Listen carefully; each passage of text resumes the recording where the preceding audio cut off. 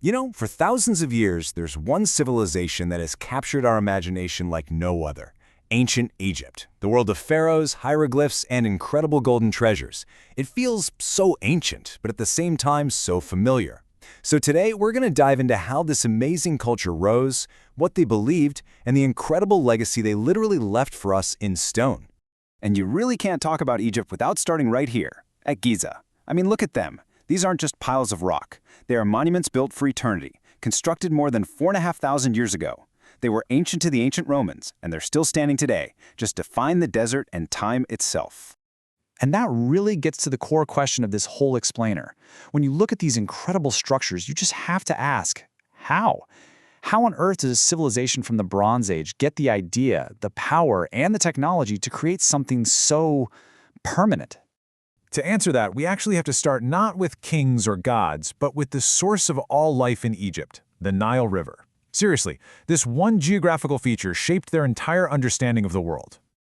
Okay, so check this out, because this contrast is everything. Over in neighboring Mesopotamia, you had the Tigris and Euphrates rivers. They flooded violently, unpredictably, bringing chaos and destruction. So their gods seemed pretty chaotic too. But the Nile was totally different. Every single summer, like clockwork, it would gently rise, leave behind this amazing layer of rich, fertile soil, and then go back down. It was a reliable, life-giving blessing, and it gave the Egyptians this deep-seated feeling that the universe was orderly, it was balanced, and it was just. And this quote, wow, it just perfectly captures their relationship with the river. This isn't some dry historical text. It's a prayer from 4,000 years ago.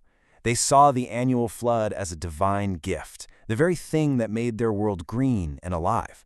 This optimistic worldview, it's the foundation for literally everything that comes next. So you've got this stable, fertile land and an optimistic worldview. How does that build a nation?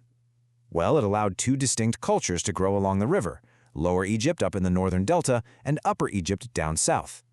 The next huge step was putting them together. And this incredible artifact, the Narmer palette, tells that exact story. It's like ancient propaganda carved in stone. On the left, you see a ruler, probably King Narmer, wearing the tall, white crown of Upper Egypt. But then, on the right, look closely, he's wearing the red crown of Lower Egypt. This is it. This is the moment, around 3150 BCE, when Egypt becomes the world's very first unified nation-state. And the ruler of this new unified Egypt was the pharaoh. Now, the word itself just means big house, like the palace. But the person holding the title was so much more. He wasn't just a king. He was the chief priest of every single temple. And this is the crucial part. He was considered a living god on earth, the physical embodiment of Horus, the god of order and justice. This unification created a kingdom on a scale the world had never seen. With a population of up to 2 million people, the pharaoh wasn't in charge of a state that just dwarfed the little city-states over in Mesopotamia. I mean, we're talking a population of around 30,000 there. This gave him access to a level of manpower and resources that was completely unprecedented. So what do you do with that kind of power? Well, if you are a living god ruling a nation that believes the universe is this orderly cycle of life, death, and rebirth, you don't just plan for your own lifetime, you plan for eternity. And that, of course, brings us to the age of the pyramids.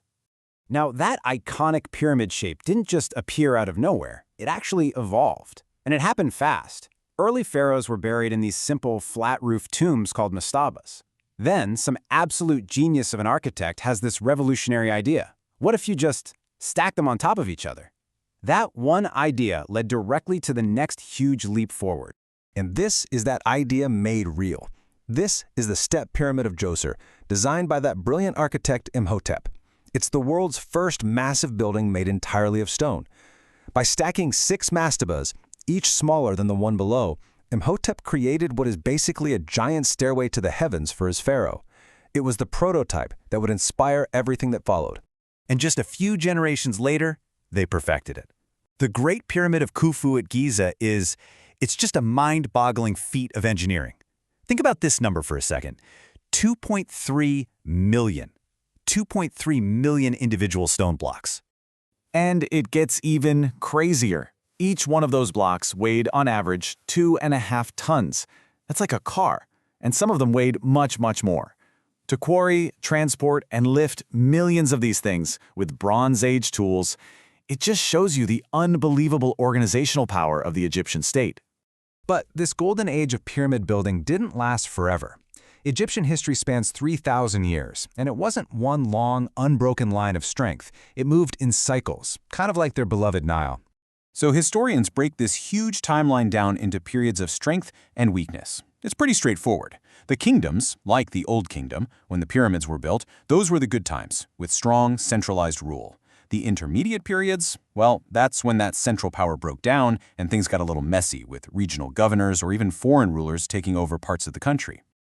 After that first intermediate period, power was pulled back to the center in what we call the Middle Kingdom. But here's the thing, something fundamental had changed. The focus of their huge building projects shifted away from creating personal tombs for the pharaoh and toward building massive temples for the great gods of the state. And you can see that shift so clearly right here. On the left, you've got the pyramids of the Old Kingdom.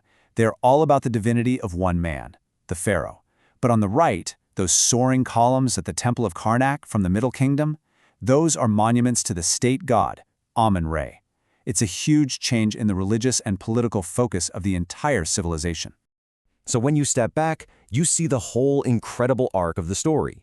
The life-giving rhythm of the Nile creates a belief in cosmic order. That order is personified by a divine king who commands immense power to literally build for eternity.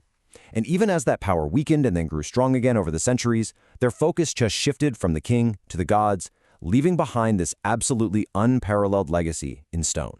Which kind of leaves us with one last big thought. The buildings and the ideas of the ancient Egyptians have lasted for millennia because they were designed to. They truly believed in and planned for eternity. Looking around at our own world today, it's worth asking, isn't it? What, if anything, are we building to last?